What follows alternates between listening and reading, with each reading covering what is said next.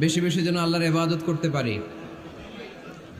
নতুন বছরে আমরা শপথ নেই, আমরা যেন অন্তরে হিংসা লালন না করি, বিদ্বেষ লালন না করি, আমরা নিজেরা যেন কাদা ছোড়াছুরি না করি, আমরা যেন মিলেমিশে একসাথে একাকার হয়ে যাই। আল্লাহ তুমি কবুল করো, আমরা পড়ি আমিন। 60টা জিনিস মানুষ মরে যাওয়ার পরে তার কবরে পৌঁছতে থাকে।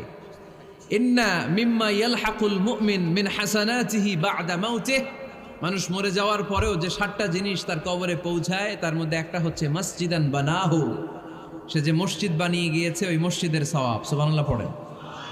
আপনি টাকা দিয়ে মসজিদ বানিয়ে দিলেন, ওই মসজিদে মুসল্লিরা নামাজ পড়ে, রোজাদাররা এসে ওখানে ইফতার খায়, তাহাজ্জুদ আদায়কারীরা তাহাজ্জুদ পড়ে, তাদের সওয়াবের কমতি হবে না, কিন্তু তাদের সওয়াবের একটা পার্সেন্টেজ সওয়াব যে ব্যক্তি মসজিদ বানালো তার আমল নামে আল্লাহ ঢুকিয়ে দেয়। সুবহানাল্লাহ বলতে পারলেন না?